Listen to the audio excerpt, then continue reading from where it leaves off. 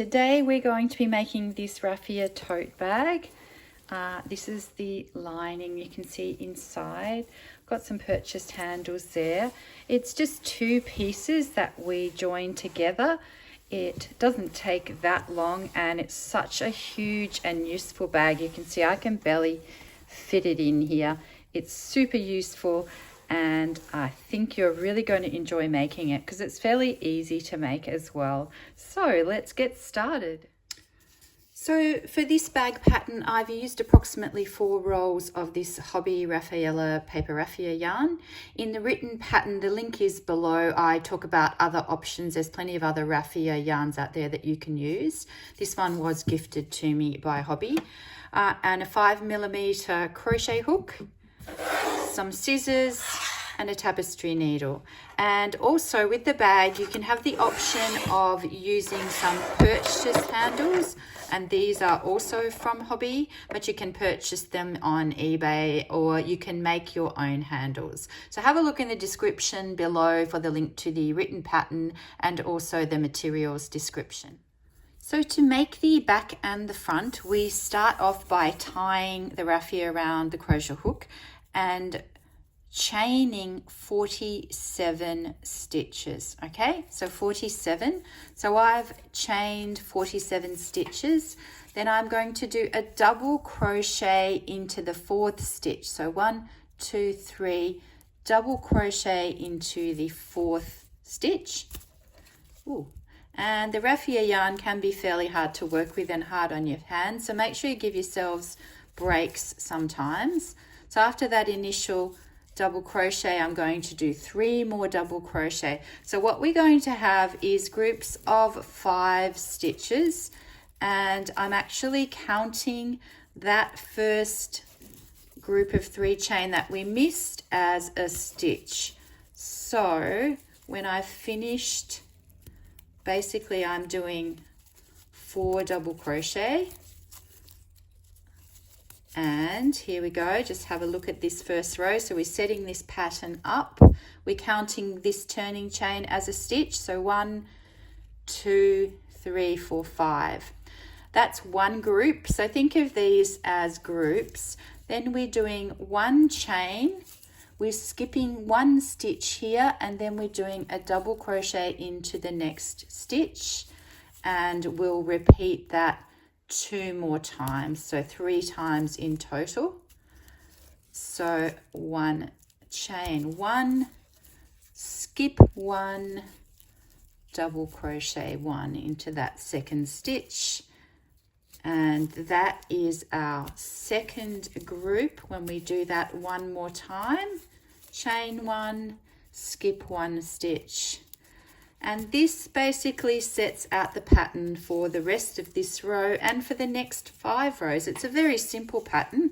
So a group of 5 double crochet, and we actually say it's 4 because you've already done one as the end of these spaces. So think 3 spaces and then do 4 double crochet, and you repeat that until the end of the row. So it's going to look like this, something I prepared earlier. Here we go. So because we basically are working 45 stitches, we've got 1, 2, 3, 4, 5 groups of double crochets and 4 groups of the 3 whole parts. Okay, so go ahead and work your first row, and then we'll move on to the next row. So moving on to round 2, at the end of each row, I want you to chain 3. That's your turning chain, but it does also count. This one on the side, I'm counting as a double crochet. And then you're going to do 4 double crochet, and you're basically just following what you've already set up below there. So you just do 4 double crochet in the first one, and in fact all of them after that in the groups of double crochet. And then I always seem to be fighting against this raffia yarn. It's quite tough, but this one is not too bad. I've had worse, so some of them are really rough on the hands, but this Raffaella is quite good. And then you've done that, so you can see the line starting to form. So your rows 1 to 6 are the same. 1, 2, 3, 4, 5, 6 make a kind of a rectangle, and then what we do is just reverse the rectangles to make it look a little different. So again, it's just chain 1, skip the gap, and then double crochet into that one below. So you just, for rows 2 to 6, you just continue in this same pattern that we set in row 1. Continue the same pattern, and you'll see it's starting to form. And I like this pattern because there's not too many holes, but there's a couple of holes, so it kind of looks interesting, but then it also keeps things in the bag.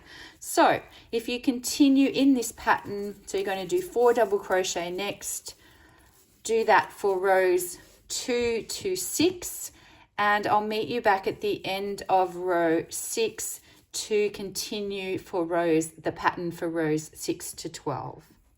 Just a quick note about the start and finish of rows, just to make sure you get these really straight edges. What I want you to do is, when you've got the block of 5 double crochet, you are actually kind of skipping the first stitch there, because your chain 3 is counting for 1 stitch. So it'll feel like you're skipping the first stitch, but it's kind of just making your turning chain into that first stitch. And then when you're at the end of that's when you've got the block stitches at the start and the end, the double crochets. When you've got these ones at the end, what I want you to do when you've got the gaps at the end is you skip, you've got the 3 chain there of the turning chain. I want you to do your final double crochet into the second chain of this chain 3 at the side, and that ensures that your edges are straight.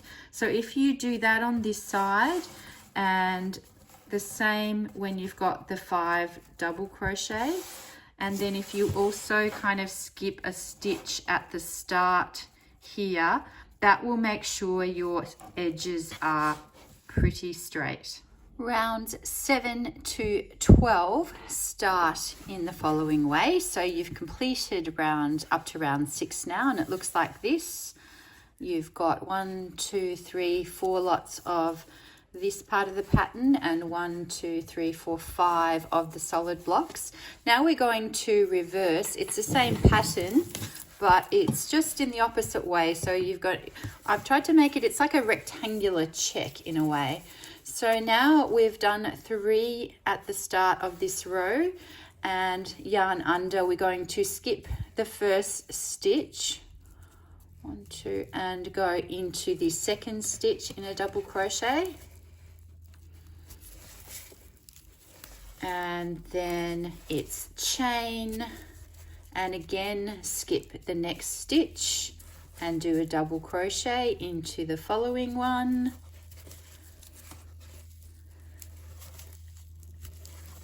And then the next one after the chain, when we skip, it's going to go into the first space. So double crochet into that first space there. So it should look like this, okay? And then you're going to work the remaining of the block DVD as below. You'll be doing a double crochet into the double crochet below. So that's 1. So you've already done 1 into the first space. Then you're going to do 1 into the second space. So that's 2 after the first one. Another into the next double crochet. And so we're basically reversing the pattern here. Having a bit of trouble getting my hook in there. And then the last one into the final space. So that's all you're doing for rows 7 to 12, is basically reversing the pattern. Once you've set it in this row 7, you just follow. You can see below and you just follow it, okay? So it's just skip a stitch, double crochet, skip a stitch, double crochet, skip into the first space, double crochet into the one below, one into the space, one into the one below, one into the space, and then again start with a chain, and then we go into the second double crochet there. So it's the second and the fourth, and then into the next space. Okay, so that is how row 7 is going to unfold, and then it will just continue in the same manner until row 12. So I will meet you at the end of row 12 and tell you what to do next. Just a note on how to finish rows 7 to 12. So at the end you might get there and think, I've got nowhere to crochet into. You could crochet into that space there, but what I'd rather you do is, this is a 1, 2, 3 chain. I want you to skip that one chain there and try to crochet directly, do a double crochet directly into the second one. It will make a better side edge. And one thing with raffia is that you can always stretch it as well. So now you can see, if you crochet right into that second one, you've got the 3 gaps and you've got a gap there, so you can continue your rows. See you at the end of round 12. This is at the end of round 12, and you can see now we've done a complete repeat of the pattern where we've done 6 rows and then 6 rows. So what you're going to do now is actually repeat those 12 rows again, and that basically finishes one side of the bag, so 24 rows in total. So you're going to do the first 6 rounds again, which means that the solid stitches are in the start of the row, and then the gaps, and then the solid. So it's like a checkered effect. I'm going to show you one side of the bag that I've finished now, so you can see what that looks like. So it's kind of massive, and it's really hard to fit it into this camera. It's really not enough space here. You can see I've done 4 rounds, and this is also including the sides here. So you've got 1, 2, 3, 4 repeats. So that's what you should be working on now. Ignore the rows at the top because that's going to be the next bit. So I'll see you at the end of round 24 after you've done one more repeat of those 12 rows to complete the side. So here we are, finished up to row 24, and you can see we've got the check pattern repeated twice. Then in the next row, for row 25, I want you to chain 2, and then you're just going to half double crochet into every stitch. Just miss the first one, miss the first stitch there, but then you're going to do half double crochet. So your turning chain of 2 will count as the first one there. You missed the first stitch, and then it's just half double crochet into every stitch. Apologies for this camera work here. Let's get that in the center a bit more. Here we go. So just working half double crochet all the way along this row like this, under, into the gaps, into each stitch, so it looks like this. And then at the end of this row you'll do 3 more rows for a total of 4 rows of half double crochet, which is the top of the bag. I'll see you at the end of those 4 rows of half double crochet. So you've completed your 4 rows of half double crochet, and now what we're going to do is we're going to do single crochet for 8 rows all around the other 3 edges. So not the half double crochet edge, but all down the side, along the bottom and up the other side. You're going to just do single crochet, and the way you do that is just do it into every row.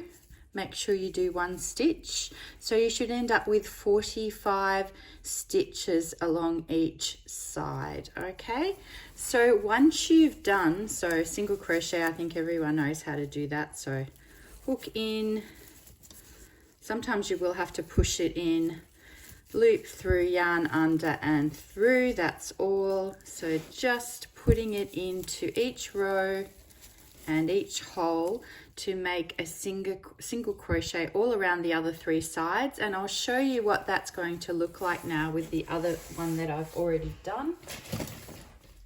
So what's going to happen is it's going to form the gusset, so it's going to curve upwards in the corner, which is correct, so don't worry about that, it will definitely curve upwards. So this is the one, and that's going to create the middle of the bag. We're going to do it with both sides, so when you work both sides, so then we'll be joining this gusset together, and so you'll get a double length, you'll get quite a bit of length in your gusset there to make your bag really roomy. So go off now and do 8 rows of single crochet, and then I'm going to join you back and show you how we join the 2 sides. So you can complete both sides now, and then we'll do the finishing off the bag. Then once you've turned it inside out, the bag is going to look like this, and you'll see that the seam is on the inside there. Now, to make a lining for this bag, you can look at another video that I made. I'm going to put it up in the top here now, and you can just click on that video if you want to look at how to make a bag lining. But my pro tip today is that you can actually use a pillowcase. So what you can do is just fold the pillowcase, put it inside out, so you want the wrong sides of the pillowcase, and they're going to go into the bag like this, the wrong side. And then you're going to fold over the edges just to make it the right length. And then you can hand sew or machine sew the edges to the edge of the bag, and you have an instant lining from a pillowcase. Or you can watch the other video to show you how to make a lining for the bag. Now, the next thing is handles. There's a few things you can do with handles.